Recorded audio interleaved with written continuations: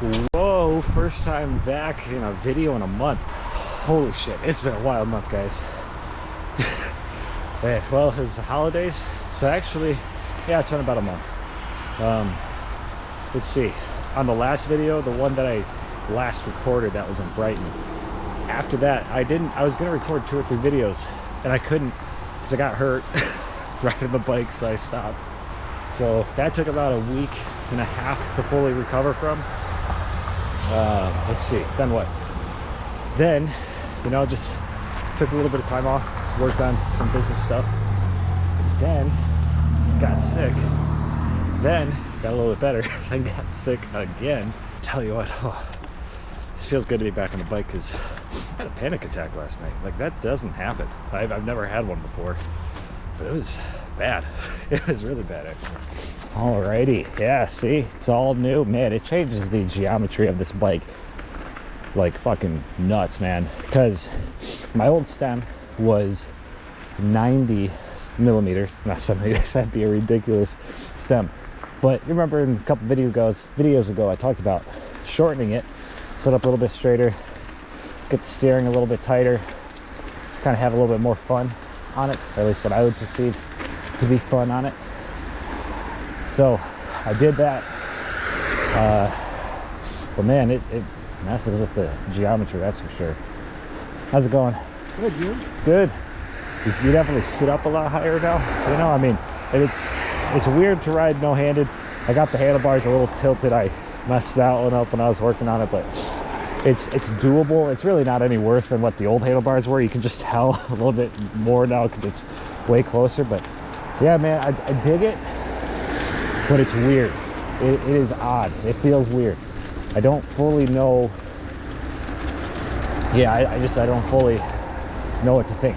So it's gonna stay. But yeah, I thought the blue was cool. Thought the purple looked good with it. Green handlebars. I mean, it got like fucking Barney up front here now, so I'm pretty pumped about it, honestly. All right, let's cross the road. It's been a freaking wild ride riding on this snow like this. Today we got like a foot of snow a couple days ago, so that's where all this came from. But that's nothing wrong with that. A little bit of snow never hurt anybody. Anyways, panic attacks. Yeah, last night, maybe that's the reason I'm recording a video today, is I know that the videos of just kind of talking and such really helps with the mental health and stress and anxiety and such. I don't have any of that stuff bad, I don't think. I think I'd be a relatively chill person. I'm a very driven person, but I'm not a high-strung person by any means. And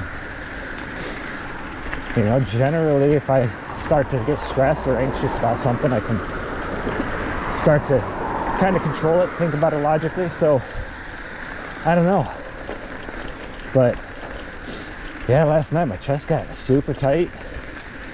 I got a little nauseous, a little lightheaded. My heart was pounding like a, I mean, and I'm sure it's just your hyper awareness in those moments, but I mean, my heart was like, felt like if you just kind of like pounded on your chest, you know, like that. That's how that felt. It was, honestly, it was scary. I was pretty terrified for a bit. I ignored it the first time it kind of happened, and you know, it lasted a couple, like maybe a minute, and I ignored it. I was like, oh, that was weird, you know. I figured I had muscle spasm or something. Nothing to be worried about. And it happened again. It just stayed. And it kept coming in waves like that. And it just, man, it sucked. It really did. I thought I was having a heart attack, though. I really 100% thought I was having a heart attack.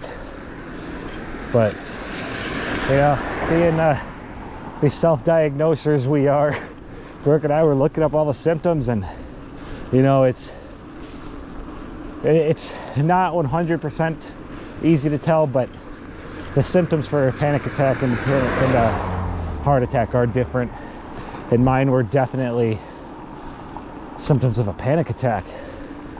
But then the question was, well, what's causing me that anxiety?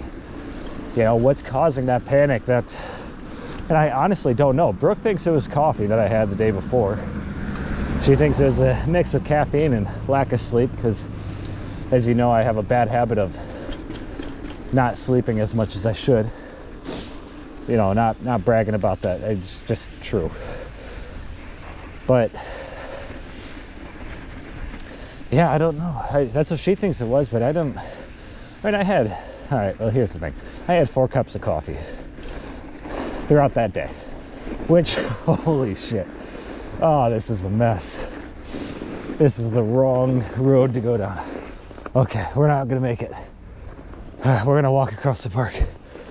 Anyways, so I had 4 cups of coffee, and I had about 6, maybe 7 hours of sleep. So I think it was a good amount of sleep.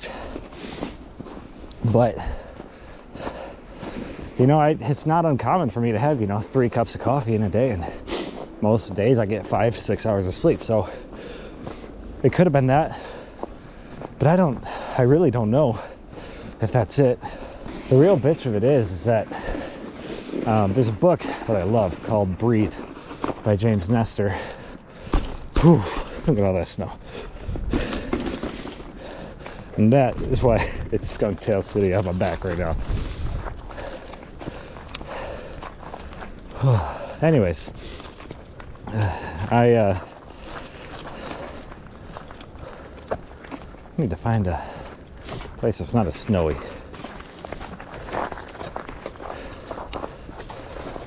Sorry, got sidetracked. What I need to do, anyways, there's that book, Breathe by James Nestor, which is a phenomenal book. Turns out basically everything the average person knows about breathing isn't correct.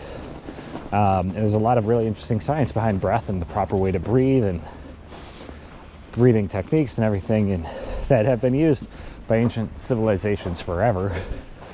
But science is backing this up now, and that's what's really cool. And I love it if there's something natural remedy or something we can do that's natural without pills and medication and whatnot, that has tons of history behind it and tradition, and has I guess all of that would be anecdotal evidence. But when you have that, and then you have all the scientific evidence backing it up, of like, oh shit, maybe this is maybe there is something here, maybe we've been looking at the wrong place, of like, oh my god, these people had this figured out 3, 4, 5,000 years ago, and we missed it in our pursuit for new. I mean, I love new things, don't get me wrong, but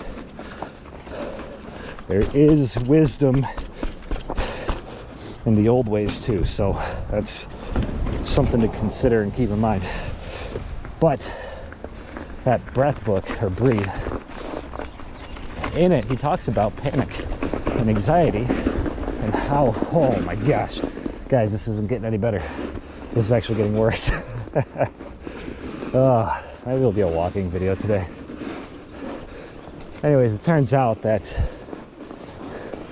panic attacks and such obviously are, there's reasons that people have panic attacks, but the root cause of it is actually breathing and not getting enough breath, oxygen, and then your O2 and CO2 imbalances are off in your body, and what you end up doing is you start hyperventilating, which throws it off even further, and it's a vicious cycle, right? So you're already having this panic attack, you're not breathing enough, not getting enough oxygen, which calms you down, and you start hyperventilating, your CO2 levels go up, and then your body then goes into another natural response of panic, because it feels like you're suffocating, and in a sense you technically are. I mean, not underwater drowning, suffocating, but you are more or less suffocating at that point. So it's a very weird thing. So the bitch of it was that even last night I was trying to you know, box breathing, you know, 5 seconds in, hold for 5, exhale for 5 seconds, hold for 5, you know, and just go in a box, or imagine a box is how it's supposed to work. But I was doing that and it was helping, but man, it wouldn't go away. And I'm very happy I knew that, because I don't want to know how much worse it could have been if I wouldn't have known that and had a much worse reaction. So thank you. So unfortunate in that aspect, but man, it was wild. I tell you, it was wild. What really scared me is, you know, we got this O2, like oxygen reader / heart rate monitor, you know, one of those things that you put on your finger. And I know that those aren't like 100% accurate, but they're accurate enough. Man, so my heart rate is usually like in the 60s, you know, and it's pretty consistently in the 80s, which is higher than myself. I mean, but you know, Brooke was looking it up and it's like 60 to 100, I guess, is pretty normal. But you know, it all depends, I guess, on who the person is. And so 20 beats per minute higher than normal. Oh, thank you. It isn't ideal, but not anything to be overly concerned about, I suppose. But I kept it on for a few minutes, you know, and it was kind of like, all right, well, I want to see what it does like in these waves. So like when it gets really bad for, you know, 5 minutes, 10 minutes, it goes away, and then when it comes back. And during one of those waves for about 2 minutes, my heart rate was like 132 to 145 for that whole time. And that actually, that instance in particular scared the shit out of me.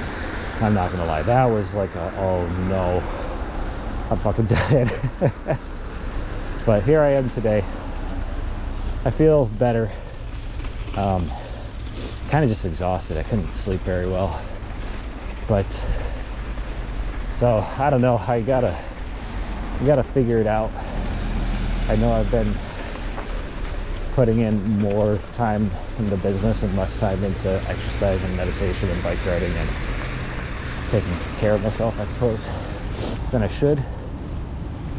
So I may have to rework that. My diet wasn't incredible over the last month. Kind of was a little bit more lax on that too. So I'm sure all of these things contributed. So I've been drinking a lot more than normal too, if I'm being honest. So I need to reconsider some things and recalibrate and get back to the basics, really, of, you know, meditation and exercise every day, and maybe tweak some of the goals I made for this year that I discussed earlier too, because there's a lot going on. And you know, sometimes you have to know quitting is never an option, but sometimes you need to tweak, I guess I would say. Whoa.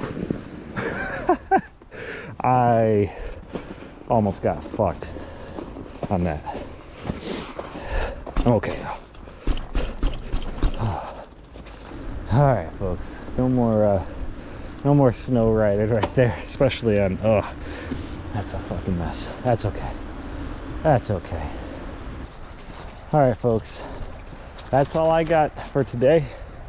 Thank you so much, as always, for taking the time to listen in and watch and view.